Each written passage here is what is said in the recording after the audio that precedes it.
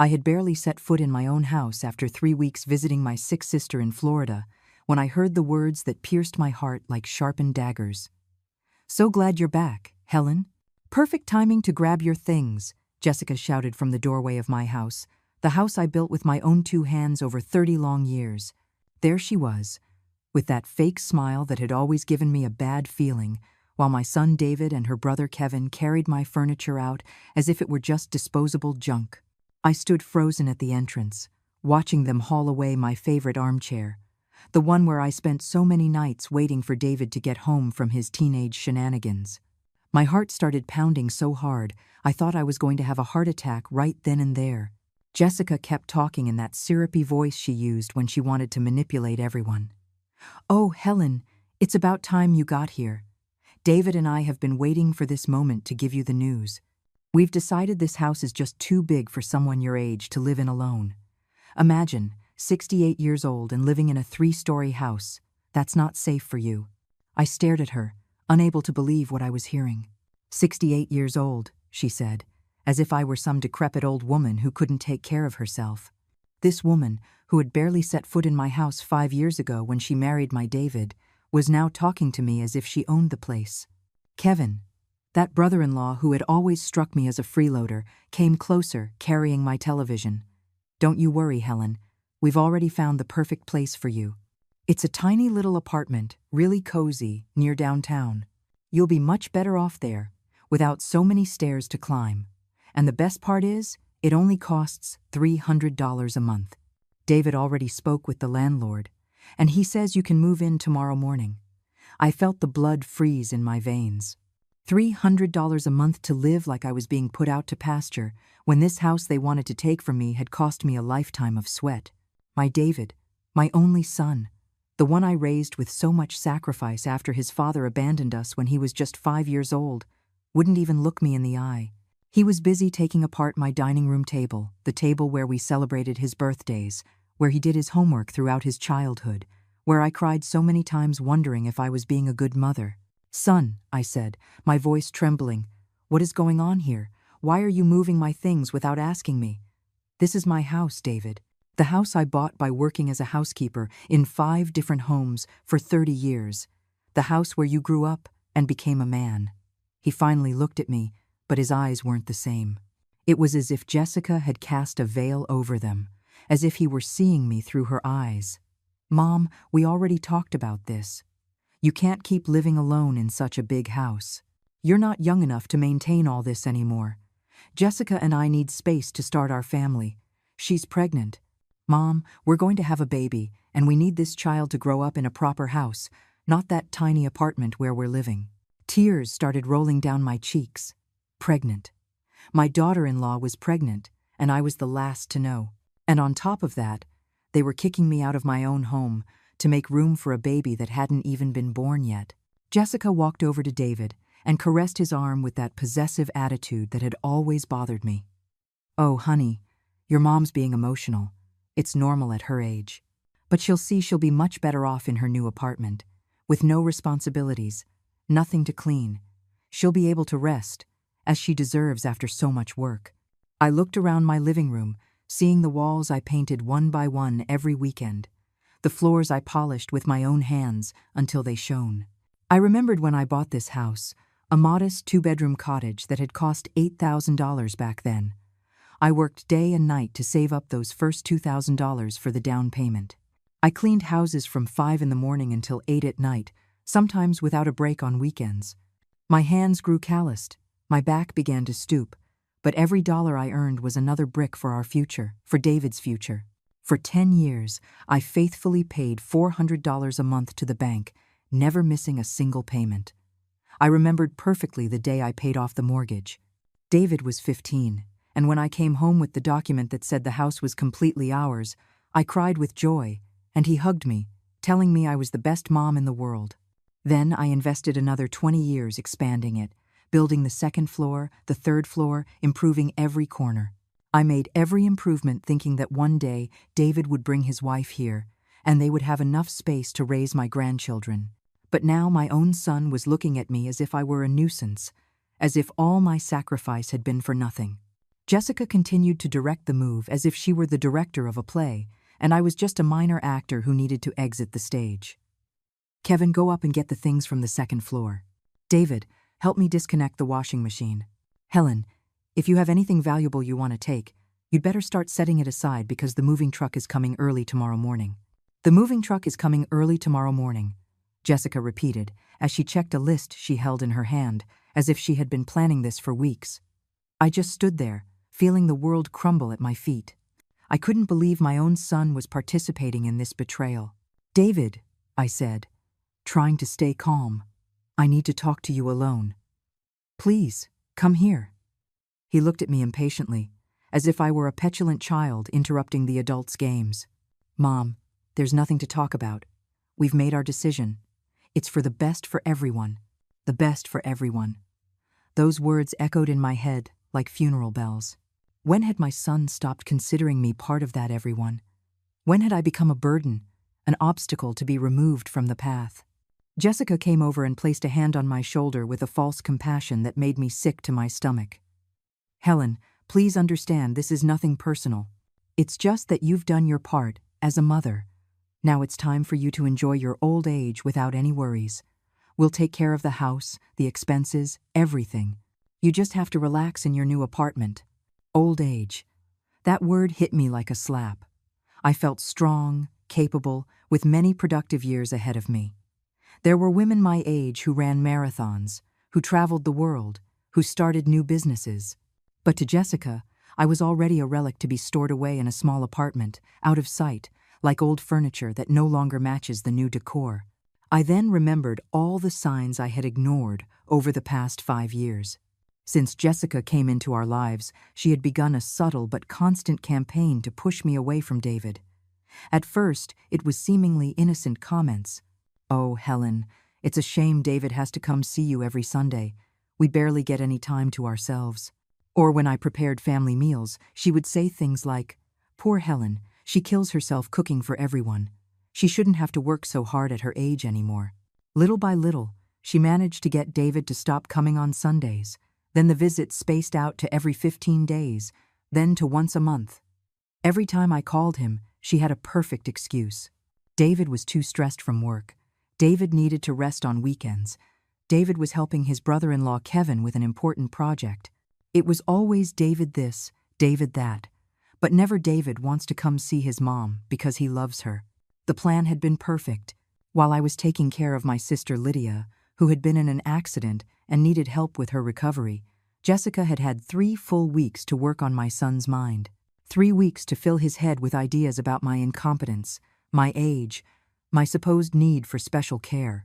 3 weeks to convince him that the house was too big for me, too expensive to maintain, too dangerous for a woman alone. Kevin now came downstairs with my bedroom mirror, that antique mirror that had belonged to my mother and was one of my most prized possessions. Be careful with that, I yelled, but he didn't even pay attention to me. Jessica quickly intervened. Don't worry, Helen. Kevin has a lot of experience moving furniture. He worked for a moving company for years. Your things will arrive at your new home in perfect condition. Your new home. As if a rented apartment could be my home after I had built this house brick by brick. As if I could call a place home where I would be a tenant paying rent at 68 years old, when I thought I had secured my future forever. Jessica continued talking as she supervised every move the men made. Besides, Helen, think of all the money you'll save. You won't have to pay property taxes anymore, which are like $500 a year, or maintenance, or repairs when something breaks. In the apartment, if a pipe bursts or a light bulb burns out, the landlord takes care of everything. $500 a year in taxes. The amount she mentioned as if it were a fortune represented less than 2 days of my monthly pension. For 30 years, I had paid those taxes without complaint, because I knew every payment was an investment in my future security. But now my daughter-in-law was talking about those $500 as if it were the difference between wealth and poverty. David appeared, carrying a box full of my books. Those books I had collected for decades. Novels that kept me company on lonely nights after his father left. Cookbooks I used to learn how to make his favorite dishes. Biographies of strong women who inspired me to keep going when everything seemed impossible. Son, I said, please, stop for a moment. I need you to explain what's really happening here. You know how much this house cost me. You know everything I sacrificed to give it to you one day. He put the box down with a sigh of annoyance. Exactly, Mom, to give it to you one day. Well, that one day has come. I'm your only heir. This house is going to be mine sooner or later. The difference is that now we're going to use it while we're young, while we can start a family here. It makes no sense to wait for you to die, for us to live decently. His words were like daggers plunging into my heart. It makes no sense to wait for you to die. My own son spoke of my death with the same casualness one speaks of the weather, as if my death were simply a pending formality, a minor obstacle in his plans for happiness. Jessica came up to him and stroked his back with a triumphant smile she couldn't completely hide. Exactly, honey. Besides, if something happens to Helen while she's alone in this big house, who's going to be responsible? In the apartment, she'll have neighbors nearby. She'll be more protected. She'll be able to walk to the market. She won't need a car for anything. It's much more practical for someone her age. Everything is designed for her well-being, even if she doesn't understand it now. I looked at my son, searching his eyes for any trace of the boy I had raised with so much love. The boy who cried in my arms when he had nightmares. The teenager who promised he would always take care of me. The young man who told me I was his hero and that he would never let me down. But that boy no longer existed. In his place was a man who looked at me with impatience, as if I were a problem to be solved as quickly as possible. But that boy no longer existed. In his place was a man who looked at me with impatience, as if I were a problem to be solved as quickly as possible. David, I said, my voice cracking. I still remember when you were 7 and you told me that when you grew up, you were going to build a house next to mine so you could always be close to your mom. Do you remember that, son? He avoided my gaze and continued packing my things as if he were a robot programmed for a specific task. Mom, that was when I was a kid. Kids say a lot of silly things. Now, I'm a married man, and I have other responsibilities. Other responsibilities. As if I hadn't been his first responsibility for 23 years. As if raising a son on my own hadn't been the biggest responsibility of my life. Jessica approached again with that condescending smile I was sick of.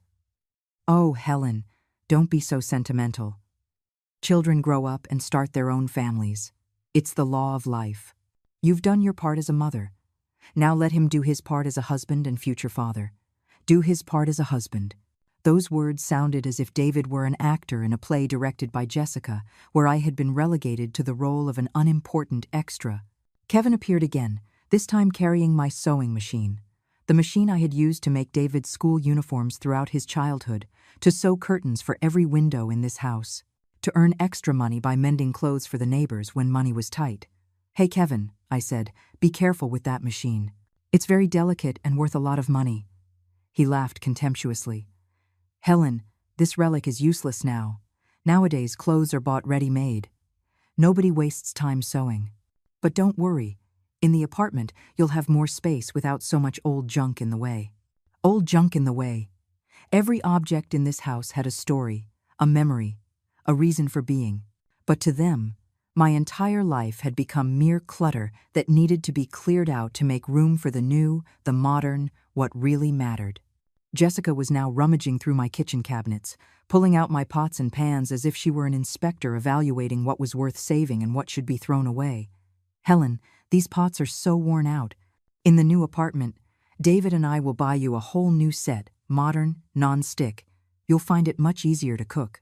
Besides, for one person, you don't need so many pots.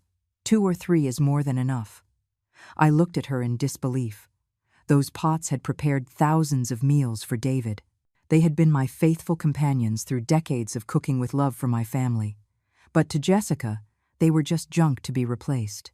As I watched them dismantle my life piece by piece, I began to remember all the times Jessica had shown her true colors when she thought no one was watching. The time I found David crying after an argument with her, and when I asked what had happened, he told me Jessica had said I was a manipulator who wouldn't let him grow up to be a man. Or the time I accidentally overheard her on the phone telling someone I was a bitter old woman who clung to her son because she had no life of her own. I also remembered the day David came home with bruises on his arm, and when I asked what happened, he lied and said he had fallen.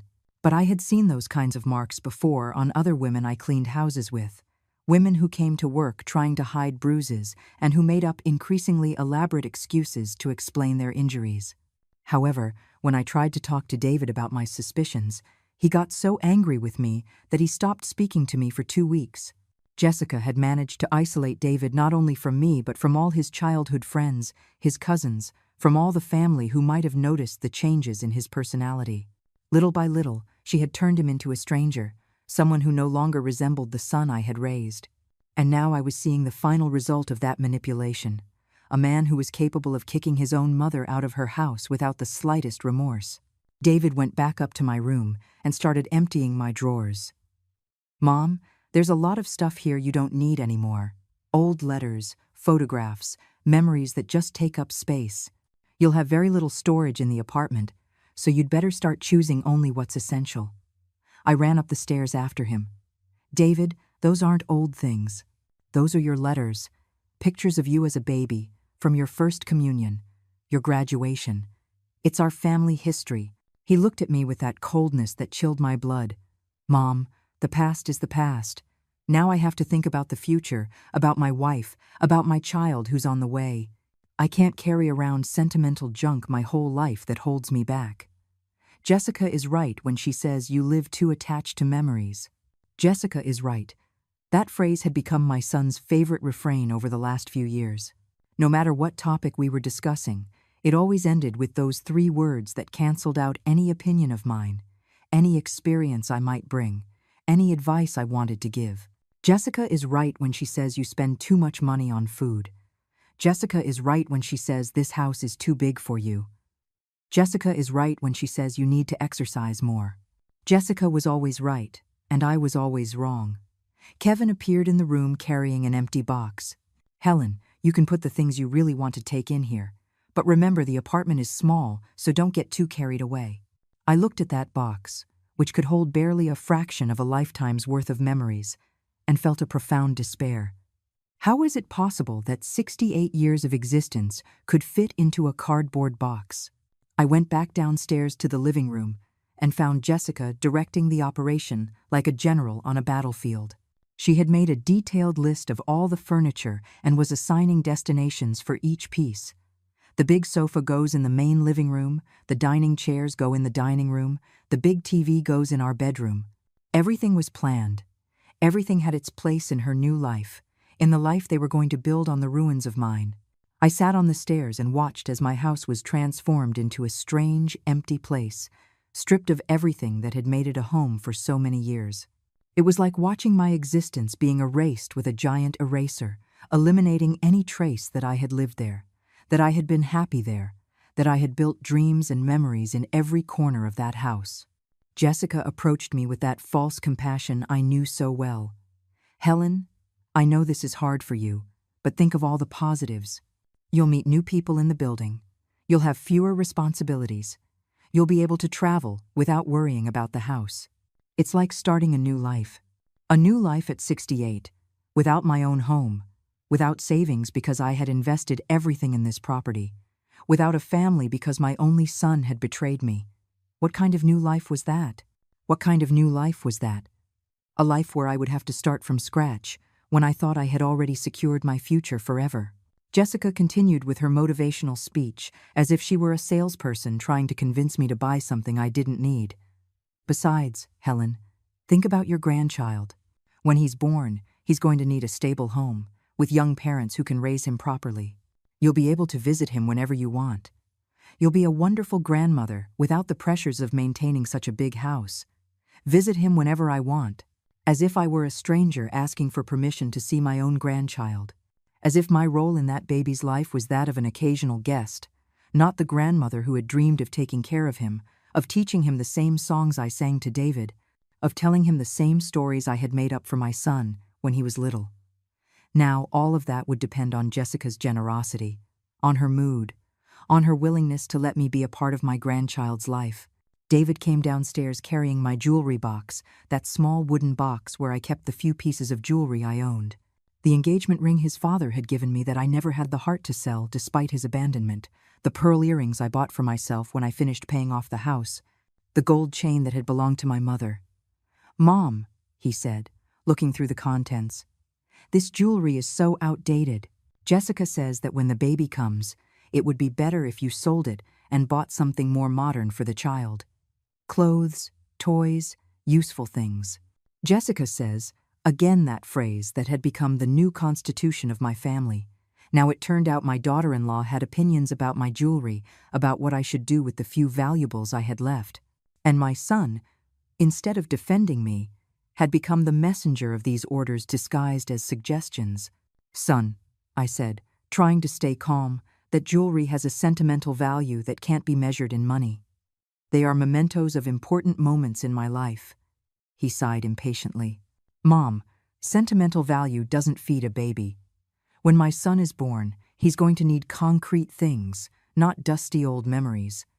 You've always been too attached to material things. It's time you learn to let go of what isn't essential." Attached to material things. My son was accusing me of materialism when my entire life had been an example of austerity and sacrifice. Every dollar I spent for 30 years had a purpose. To build a future for him, for us. I never bought expensive clothes, never indulged in luxuries, never spent money on frivolities. Kevin appeared with another box full of my cookbooks and photo albums. "Helen, these books are all yellowed and stained. Everything's on the internet these days. You can look up any recipe on your phone. And these photos, you should just digitize them and save everything on a flash drive. It takes up less space, and it's more modern." I looked at those albums that I had put together with such care over decades, each photo glued in with painstaking effort, each moment documented with love. But to Kevin, they were simply obsolete objects to be modernized or eliminated. Jessica came over and began flipping through one of the albums. "Oh, Helen, those were the days when people printed out all their photos. Look at you and David in this picture. So different. So humble, you could say. But look how much David has changed now that he's with me. He looks more elegant, more successful, more mature. The love of a good woman can completely transform a man. The love of a good woman, as if the 23 years I dedicated to raising David hadn't been love, as if everything I accomplished on my own, without anyone's help, was less valuable than what she had contributed in 5 years. Jessica turned the pages of the album with that dismissive smile that was pushing me to the edge of my patience. "Oh, and this picture from David's high school graduation. It's a shame he couldn't go to a private university. But well, you do what you can with the resources you have, right, Helen?" The resources I had. A single mother working as a housekeeper raising a son didn't exactly have an abundance of resources. Yet, I managed to get David into good public schools, to make sure he had books, clean uniforms, and nutritious food every day. I managed to ensure he never lacked anything essential, even if it meant I had to give up everything. But now Jessica was talking about those achievements as if they were failures, as if not being able to afford a private university was a mark of my incompetence as a mother. David returned with more boxes and started filling them with my personal belongings without any particular care. "Mom, you have too much stuff. You won't have room for all this in the apartment. You'd better make a real selection of what you truly need." Jessica says that after 70, it's best to live with the bare minimum. It's more hygienic and mentally healthier. After 70, my son was already burying me alive, talking about me as if I were a senile old woman who needed others to decide what was good for her. And again, he quoted Jessica as if she were an expert in gerontology, when she was barely 28 and had never faced any real-life challenges. "Son," I said, "I'm not 70. I'm 68, and I feel perfectly capable of deciding what I need and what I don't." He looked at me with that expression of annoyance that had become so common in our conversations. "Mom, 2 years makes no difference. The point is, you're not at an age to manage such a big house anymore." Jessica has been researching these things, and she says people over 65 should live in smaller, more manageable spaces. It's for your own safety. Jessica has been researching. My daughter-in-law had become an expert on my life, my needs, on what was best for me, While I was taking care of my sick sister, she had been doing research on how to get rid of me in the most efficient way possible. The plan had been perfect. Wait for me to be out of the house long enough to convince David that I was a burden, a problem that needed to be solved. Kevin came up again, and this time he came down with my bedroom dresser. That antique dresser I had restored myself, sanding and painting it over several weekends. Helen, this dresser is in pretty bad shape. In the apartment, David and Jessica are going to buy you new modern furniture that will better suit your new phase of life. I watched them carry my dresser and remembered all the nights I had spent sanding it, all the coats of paint I had applied until it was perfect, all the love I had poured into restoring it. But that love, that effort, that time invested meant nothing to them. To Jessica, Kevin, and apparently David as well, my previous life was simply an obstacle to be removed to make way for the new, the modern, what really mattered. It was as if they had decided my existence had an expiration date, and that date had arrived. Jessica was now going through my kitchen drawers, selecting which utensils deserved to be saved and which should be discarded. Helen, these knives are so dull, and this mixer must be 20 years old. You won't need so many things to cook with in the apartment. A single person doesn't make elaborate meals. The basics are enough. A single person. That's how they saw me now. A single person, isolated, with no real family to care about her. But I hadn't felt alone all these years. This house had been full of life, memories, projects. I had my routines, my activities, my small daily joys. I tended my garden, I cooked for neighbors when someone was sick, I helped at the church organizing community events. My life had been full of purpose and meaning. But now all of that was reduced to a single person who no longer needed such a big house. But now all of that was reduced to a single person who no longer needed such a big house. David appeared carrying my bathroom mirror, the mirror where I had looked at myself every morning for 30 years, where I had watched my youth and middle age pass, where I had practiced smiles to hide tears when times were tough. Mom, the bathroom in the apartment already has a built-in mirror. This one is all scratched and outdated. Besides, Jessica says that large mirrors make small spaces look even smaller. Jessica says, the ultimate authority on decor, psychology, gerontology, and everything else concerning my life. My daughter-in-law had become the universal expert with an answer for every aspect of my existence, while I, who had lived 68 years learning from life, apparently knew nothing about anything.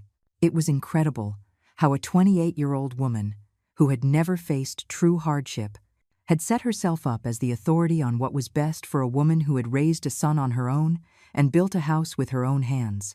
At that moment, my neighbor Sharon peered through the front door. She had noticed all the activity and came to find out what was going on. "Helen, what's all this commotion? Are you moving?" she asked with her characteristic friendly curiosity. Sharon was 75. She was a widow and had been living alone in the house next door for over 20 years. We had developed a solid friendship based on mutual support, afternoon chats in the garden, and unconditional help in difficult times. Jessica answered before I could open my mouth. "Oh, Mrs. Johnson, so glad you came by. Yes, we're helping Helen move into a more comfortable apartment for her. She's getting too old to maintain such a big house. You, having more experience, surely understand how hard it is for people of a certain age to live alone in such big, dangerous houses."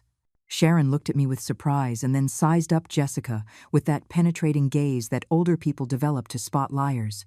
"Dangerous? This house doesn't seem dangerous at all. Helen keeps it immaculate.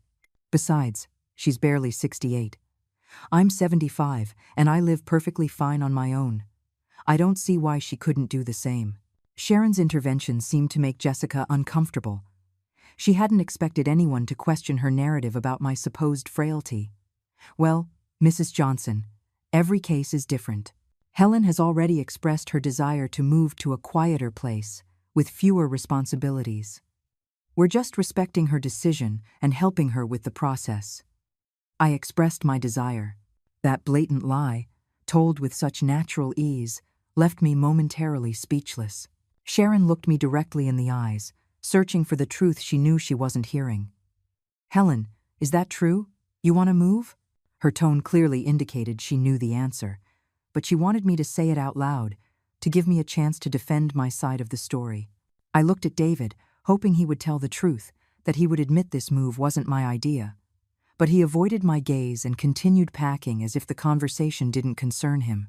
It was incredible to see how my own son had developed the ability to ignore reality when it didn't suit his plans. "Sharon," I finally said, "this move was not my idea. I came home from taking care of my sister and found that they had already decided my future without consulting me." Jessica became visibly uncomfortable and tried to downplay my words. "Oh, Helen, don't be so dramatic. We're just thinking of your well-being. Besides, you always say your back hurts from going up and down the stairs. You'll be much more comfortable in the apartment." Sharon looked at her with an expression that older women reserve for arrogant young people who think they know more about life than they actually do. "Young lady," she said in a tone that allowed no argument, "I have stairs in my house too, and my back hurts sometimes as well. That doesn't mean I need someone else to decide where I should live. Helen is a perfectly capable woman who can make her own decisions. If she says she doesn't want to move, then she shouldn't move." David finally intervened, clearly annoyed by Sharon's interference. "Mrs. Johnson, with all due respect, this is a family matter. We know my mother's situation better than anyone. You don't need to get involved in our problems." Sharon looked at him with a mixture of disappointment and reproach. "David, I watched your mother arrive in this neighborhood 30 years ago. I've seen her work like a dog to give you everything you needed. It seems very strange to me that now, when she needs you to respect and care for her, you're kicking her out of her own house." Sharon's words hung in the air like a court sentence. It was exactly what I had been thinking but couldn't express with such clarity. My neighbor, with her outsider's perspective, had managed to sum up the entire injustice of the situation in a few sentences. David turned red with anger, but couldn't deny the truth of what she had said. Kevin, who had been listening to the conversation from the stairs, came down and approached Sharon with a threatening posture.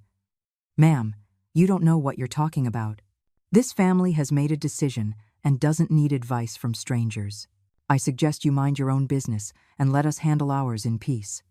Sharon was not the least bit intimidated. On the contrary, she drew herself up with all her elderly dignity and replied firmly, "Young man, I am not a stranger. I've been Helen's neighbor for over 20 years. I've watched her struggle, work, and sacrifice for her son. I have every right to voice my opinion when I see such a great injustice." Jessica tried to smooth over the tension with her usual tactic of fake sweetness. "Mrs. Johnson, we understand your concern, but you really don't know all the details of the situation. Helen has been very depressed lately, very lonely, very sad. The apartment will give her the opportunity to socialize with other people her age, to have scheduled activities, to not feel so isolated. Depressed, lonely, sad." Jessica was inventing a completely false version of my emotional state to justify her actions. Sharon knew me well enough to know that those descriptions didn't match my personality or my real situation at all. "Helen, depressed? But you're one of the most active people in the neighborhood. You're always helping someone, always have projects, always busy with something productive." "Exactly," I replied, feeling for the first time all day that someone was defending me. "Sharon, I'm not depressed or lonely or sad. I'm being forced to leave my home because my daughter-in-law wants to take it over and has convinced my son that it's the best option for everyone. But nobody asked me what I wanted." David finally exploded. "That's enough, Mom. I'm not going to let you turn this into a public drama. Mrs. Johnson, I appreciate your concern, but this is a private family matter. My mother will be much better off in the apartment, and that's final. There's nothing more to discuss." Sharon looked at him with a deep sadness. "David, I remember when you were a little boy, and you would come to my house to borrow tools to help your mother with repairs around the house. You always said that when you grew up, you would take care of your mom just like she took care of you. What happened to that boy, David? What happened to those promises?" Sharon's words hit David like a slap. For a moment, I saw a flicker of doubt in his eyes, a moment of reconnection with his former self, with the values I had taught him. But Jessica quickly moved in and took his arm possessively. "Honey, don't let them manipulate you with sentimentality.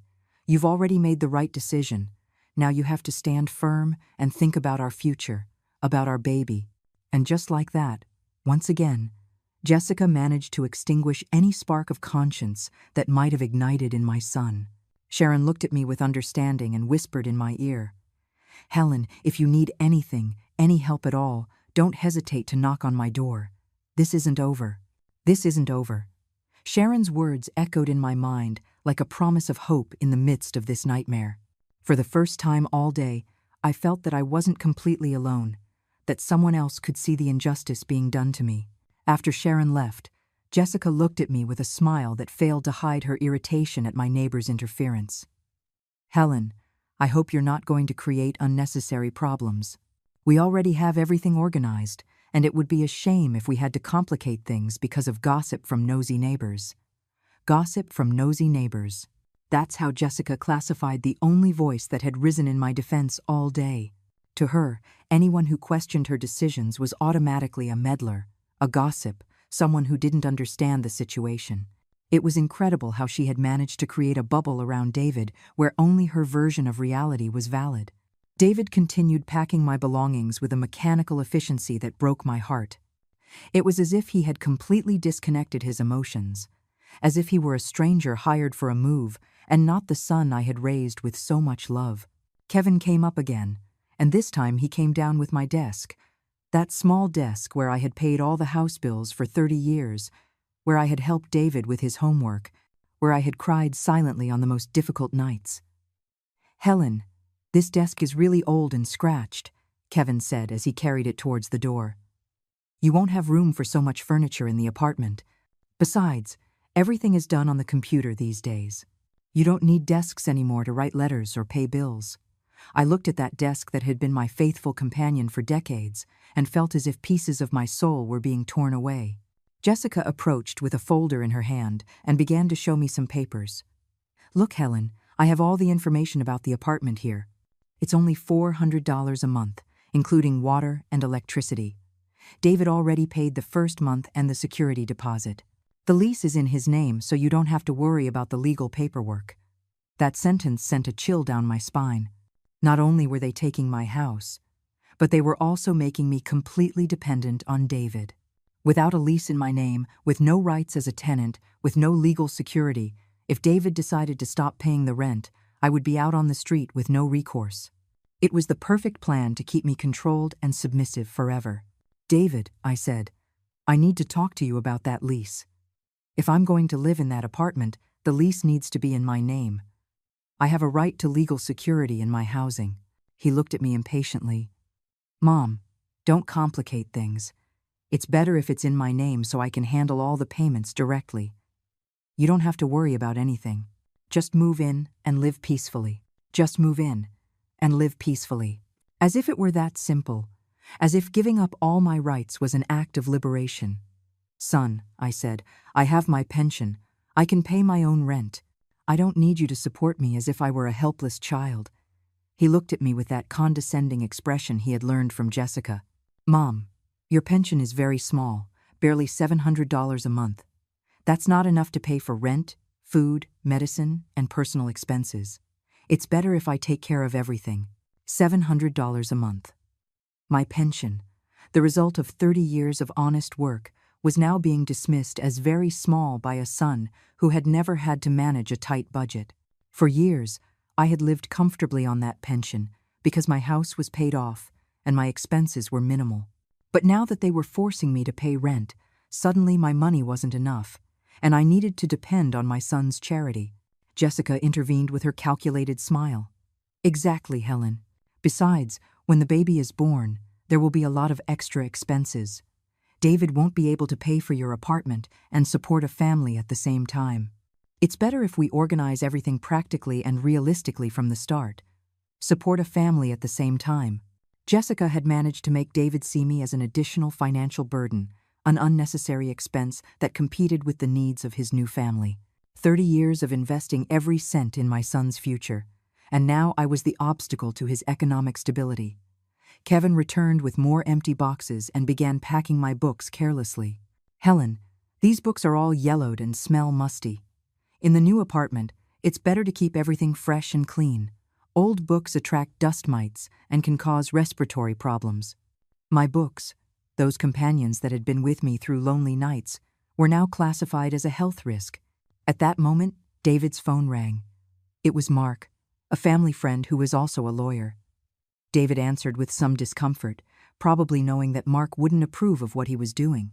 "Mark, hey, how are you?" "Yeah, we're here at my mom's house, helping her with a move." There was a long pause as Mark spoke on the other end of the line. David became visibly nervous. "No, it's not exactly like that. It's just that my mom can't maintain such a big house anymore. It's for her own good." Mark must have been asking some tough questions because David started pacing in circles as he talked. "No, she's not sick." "Well, not exactly sick, but she's getting on in years," and Jessica approached David and gestured for him to end the call quickly. "Look, Mark, we're really busy right now. I'll call you later, okay?" After hanging up, David looked clearly disturbed. Jessica immediately went to comfort him. "Honey, don't let other people's opinions get to you. Mark doesn't live this situation. He doesn't know all the details. You're doing the right thing for your family. You're doing the right thing for your family." Again, that phrase that automatically excluded anyone who wasn't David, Jessica, and the unborn baby. I had ceased to be family. I had been demoted to the status of a problem to be solved, an obstacle to be removed. At that moment, I remembered something that filled me with a strange mixture of hope and dread. 6 months ago, when we were still on cordial terms, Jessica had asked me to lend her $5,000 to help Kevin with a business he was starting. I, trying to keep the family peace and show my goodwill towards my daughter-in-law, had lent her the money without asking her to sign any papers. I now realized that loan had never been mentioned again, as if the money had vanished from everyone's memory. "Jessica," I said, taking advantage of a moment when David was busy carrying a box, "I need to talk to you about the $5,000 I lent you 6 months ago. With this whole situation changing, I need you to pay me back so I can get settled in the apartment." She looked at me with genuine surprise, as if she had no idea what I was talking about. $5,000, Helen? I don't remember any $5,000 loan. Are you sure you're not confusing the amounts? Sometimes older people tend to exaggerate numbers or misremember figures. Older people tend to misremember. Jessica was suggesting I was suffering from memory problems, that I had invented or exaggerated the loan amount. "Jessica," I said firmly, "I withdrew that money from my savings account specifically to lend it to you. It was in March, on a Friday afternoon. You told me Kevin needed the money to buy tools for his construction business." She paused for a moment, as if trying to remember. "Oh yes, I think I know what you're referring to, but Helen, that wasn't a loan. That was a gift you wanted to give Kevin to support his business. You said it yourself, that it was your contribution to help the family." A gift. Jessica had transformed my loan into a gift, erasing my right to get that money back in one fell swoop. The ease with which she rewrote history to suit her own convenience was astounding. David returned just then and overheard part of the conversation. "What gift are you guys talking about?" he asked curiously. "What gift are you talking about?" David asked with curiosity. Jessica was quick to answer before I could explain the real situation. "Oh, honey, your mom was just remembering when she helped us with money for Kevin's business. She was so generous to us. But now it seems she regrets her generosity and wants us to pay it back." Regrets her generosity.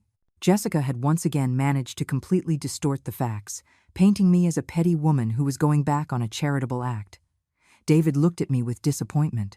"Mom, I can't believe you now want to charge us for money you gave us as a gift. That's not right. A gift is a gift. You can't take it back."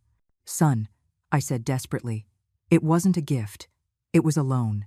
I lent Jessica $5,000 on the condition that she would pay me back when Kevin's business started making a profit."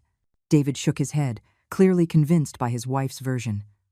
"Mom, Jessica wouldn't lie about something like that. Besides, $5,000 is a very specific amount for a gift. If it had been a loan, you would have asked us to sign some papers." That had been my exact mistake.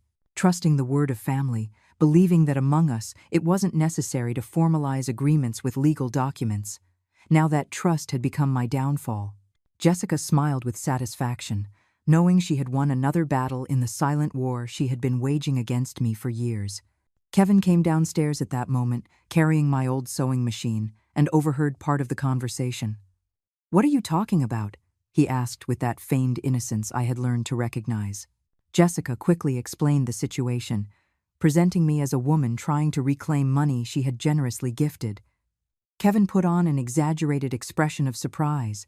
"Helen, I thought that money was a gift from you. You told me yourself that you wanted to support my business because I was like a son to you. If I had known it was a loan, I never would have accepted. Besides, that money has already been fully invested in tools and materials. There's no way to pay it back now. Like a son to you." Kevin was using my own words against me, twisting the context in which I had said them. When I gave him the money, I had indeed told him I considered him like a son. But that was an expression of affection to make the loan less formal, not a declaration of adoption that waived my right to recover my money. David came over and placed a hand on my shoulder with a condescension that hurt more than any shout. "Mom, I think you're confused. The stress of the move has you upset, and you're misremembering things. It's normal at your age. That's why it's better for you to have fewer responsibilities and worries. The stress of the move has me upset.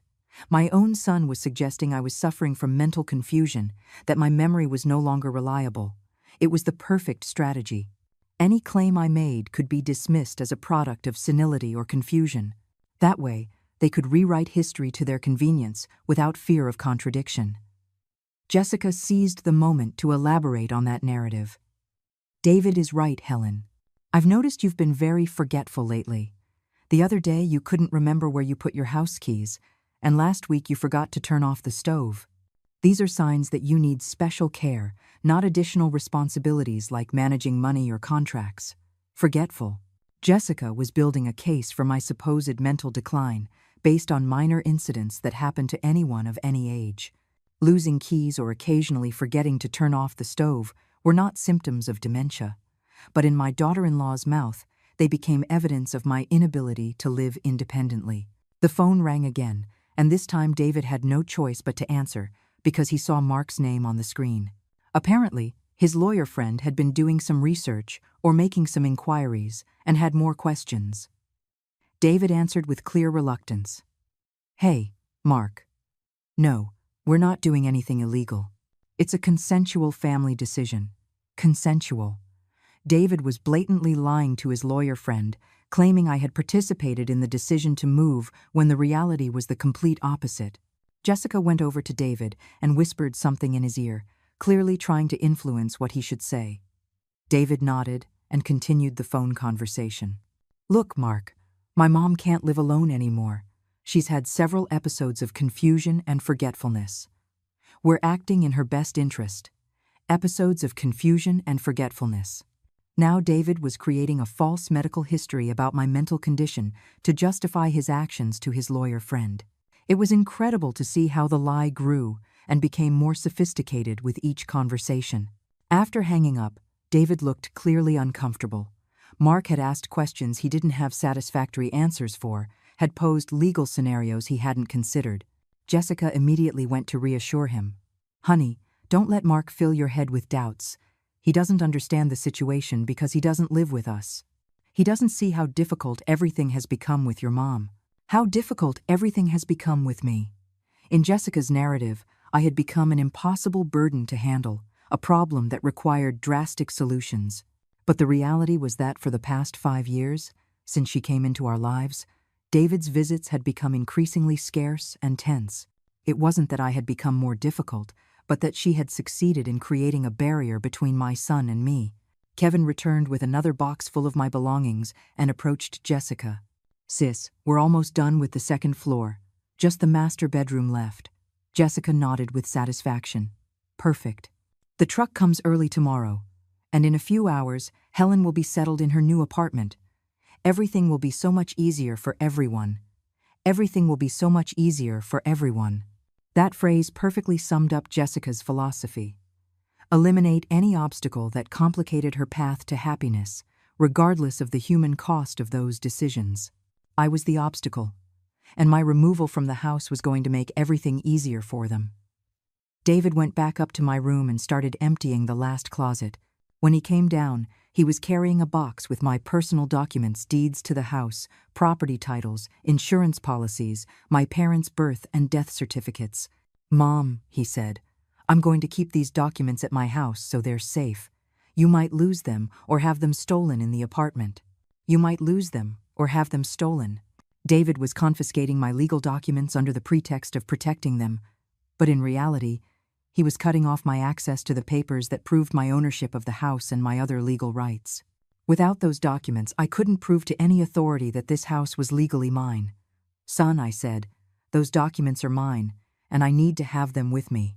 They are proof of my identity and my property. You can't keep them." He looked at me with that expression he now constantly used with me, a mix of impatience and condescension. "Mom, you won't have a safe place to keep such important documents in the small apartment. At my house, they'll be in a safe, protected from fire and theft. In a safe that I would have no access to, under the complete control of David and, by extension, Jessica. It was the final step to complete my dispossession. First the house, then my financial independence, and finally my legal documents. They were turning me into a person without papers, without rights, completely dependent on their goodwill. Jessica watched the whole scene with ill-disguised satisfaction. "He's right, Helen. It's much better for David to keep your important documents. That way you don't have to worry about a thing. You just have to enjoy your new life without responsibilities." Without responsibilities. In Jessica's vocabulary, that phrase was synonymous with without rights, without power, without the ability to decide about my own life. It was the perfect euphemism to describe the state of total dependence to which they wanted to reduce me.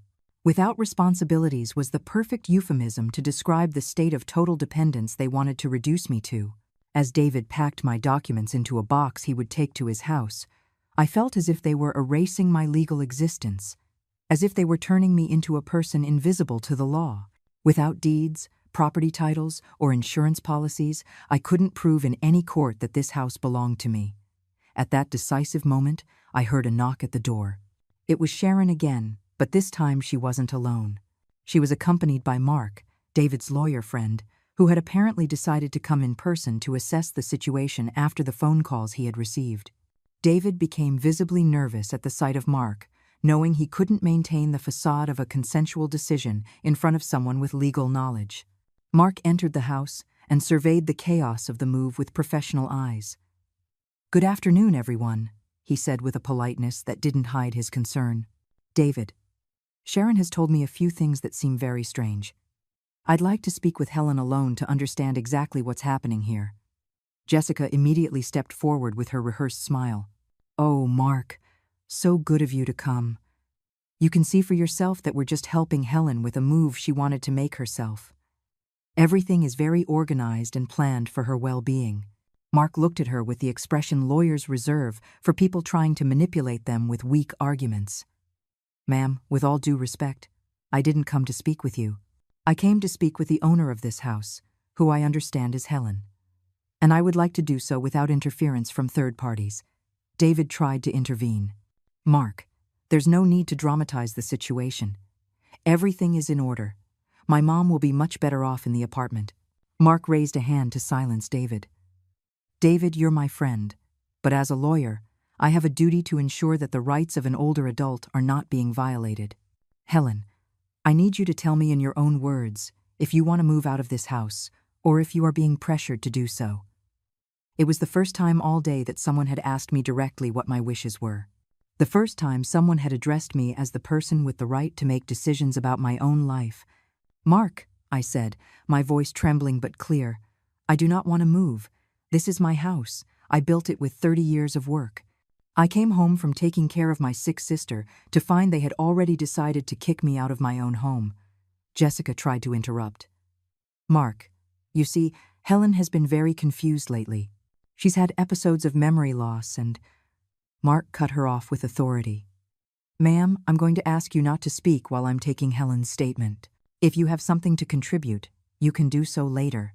Sharon came over and stood by my side in a gesture of moral support. "Mark, I've been Helen's neighbor for over 20 years. I can assure you that she is perfectly lucid and capable of making her own decisions. What is happening here is elder abuse disguised as care. Mark nodded and continued his questions. Helen, is this house deeded in your name? Yes, it is. I have all the papers to prove it. But my son is taking them, he says, to protect them. But I think it's so I can't prove the house is mine. Mark looked at David sternly. David, I hope you're not going to tell me you're confiscating your mother's legal documents. David turned red and began to stammer excuses. It's not confiscating, Mark. It's protecting. There's no safe place to keep such important documents in the small apartment. Mark shook his head. David, that is not your decision to make. The documents belong to your mother, and she has the right to keep them in her possession or decide where to store them. Kevin, who had been watching the confrontation from the stairs, approached with a defiant attitude. Hey, lawyer, you don't know the whole situation. Helen can't live alone anymore. She's had several minor accidents and significant memory lapses. It's dangerous to leave her in such a big house. Mark looked at him coldly. And who are you to opine on Helen's capacity? Are you her doctor, her psychologist, her social worker? Kevin was intimidated by the direct question. Well, I'm David's brother-in-law, and… Exactly, Mark interrupted. You have no legal authority whatsoever to determine this woman's capacity. Jessica tried to regain control of the situation. Mark, I understand your concern, but we acted in good faith.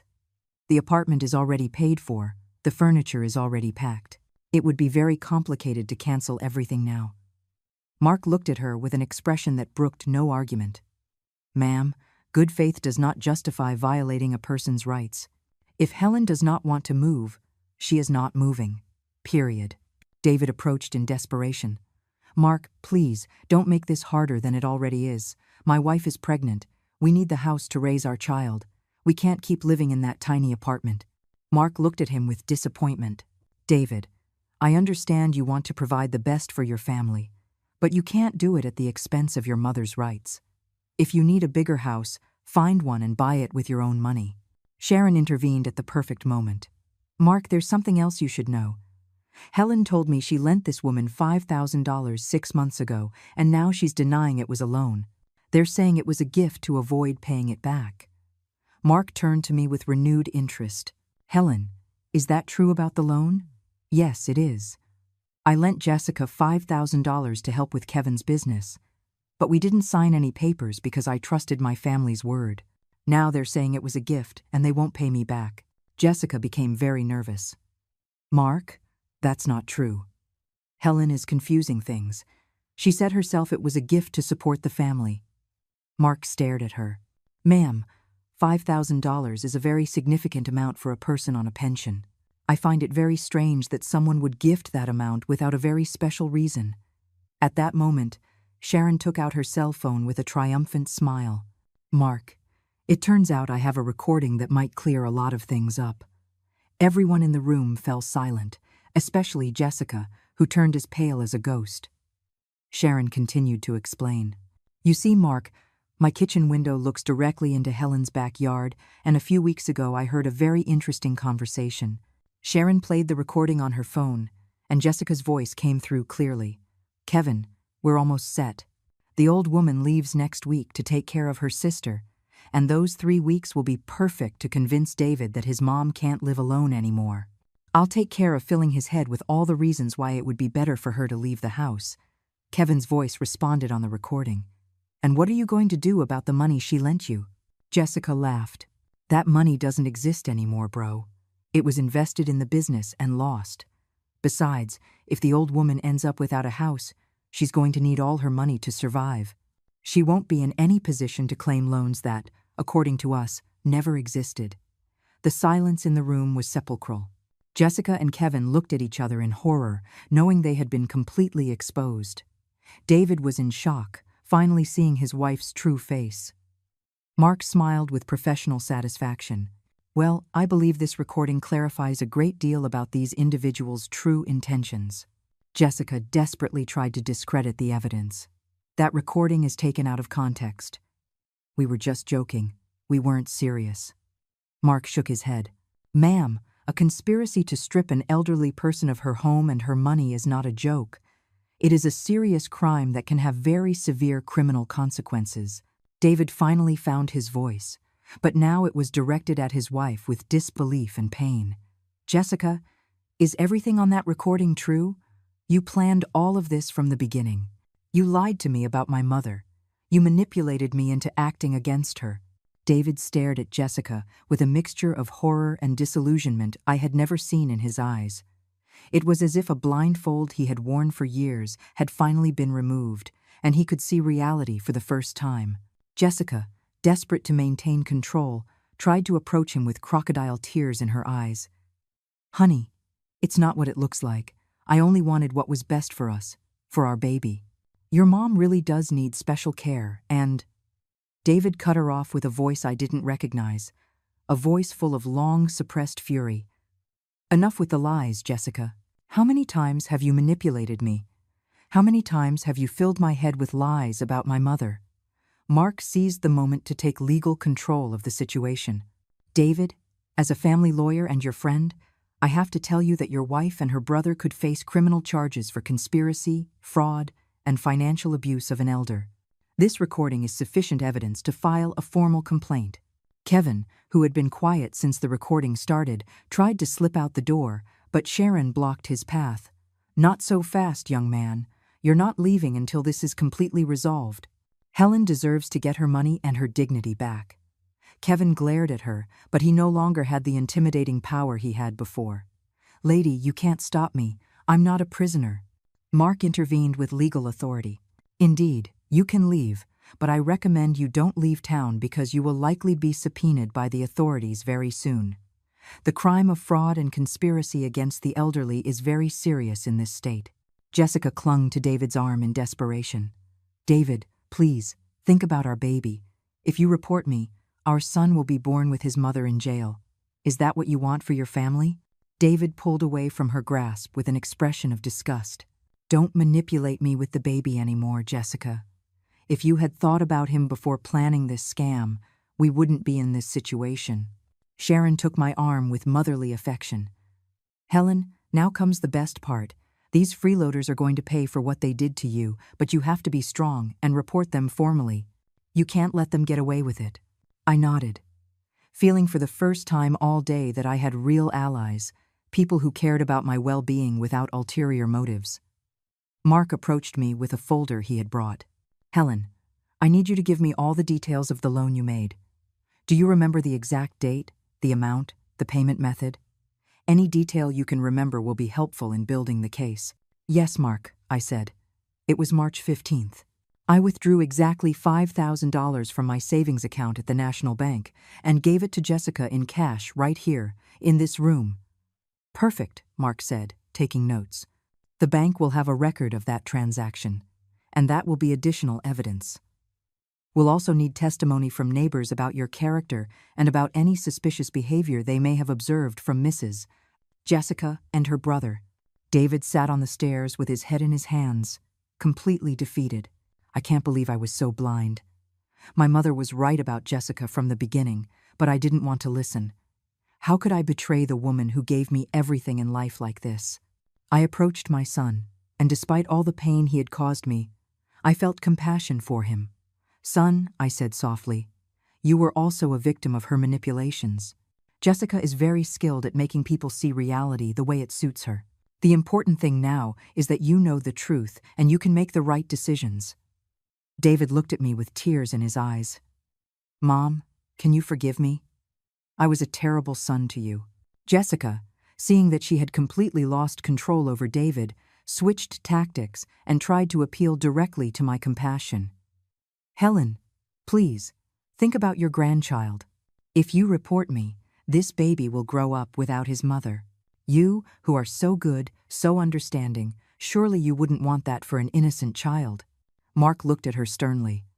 Ma'am, you are again trying to manipulate the victim using emotional blackmail. That only worsens your legal situation. I suggest you remain silent and find a lawyer for your defense instead of continuing to dig your own grave. Sharon clapped with satisfaction. Mark, you are an angel sent from heaven. If you hadn't come today, these scoundrels would have gotten away with it completely. Helen would have lost her house, her money, and her dignity. Mark smiled modestly. Mrs. Johnson, you were the one who really saved the situation. Without your recording, it would have been very difficult to prove these people's true intentions.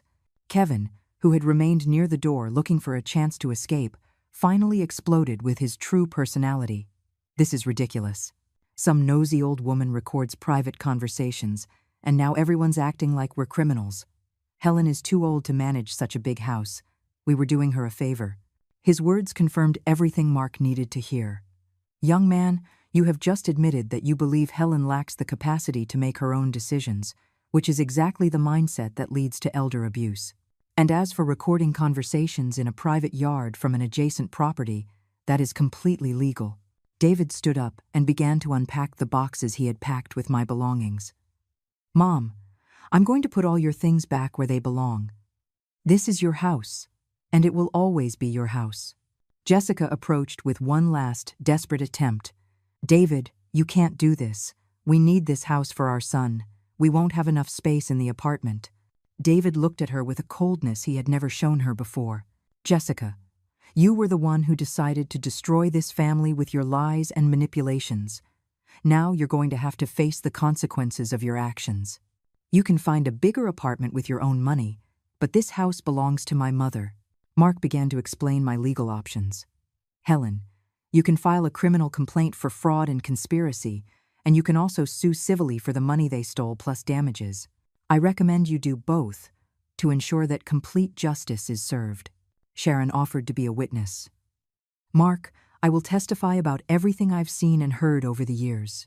Jessica has been gradually isolating David from his mother, filling his head with lies and creating conflicts where there were none. It's a very clear pattern of behavior. Jessica tried one last manipulation directed at me. Helen, if you report me, David will suffer a lot. It will be very painful for him to see the mother of his child in jail. Do you really want to cause that pain to your own son? Mark interrupted her immediately. Ma'am, I'm warning you that continuing to try to manipulate the victim could be considered witness intimidation, which is another crime. I looked at Jessica with a mixture of pity and determination. Jessica, I had 5 years to get to know your true personality, but I always tried to keep the family peace. I see now that was a mistake on my part. If you don't face the consequences of your actions now, you will continue to hurt other people in the future. David took my house keys from the table and handed them to me solemnly. Mom, these are your keys to your house, where you will always be welcome and respected. I'm going to make sure that Jessica and Kevin face the legal consequences of what they did. I will no longer be an accomplice to their abuse. As Mark prepared the documents for the formal complaint and Sharon organized the evidence she had gathered, I sat in my favorite armchair, the very one I had been on the verge of losing forever. For the first time in many hours, I felt at peace, knowing that justice would finally prevail and that my home was safe.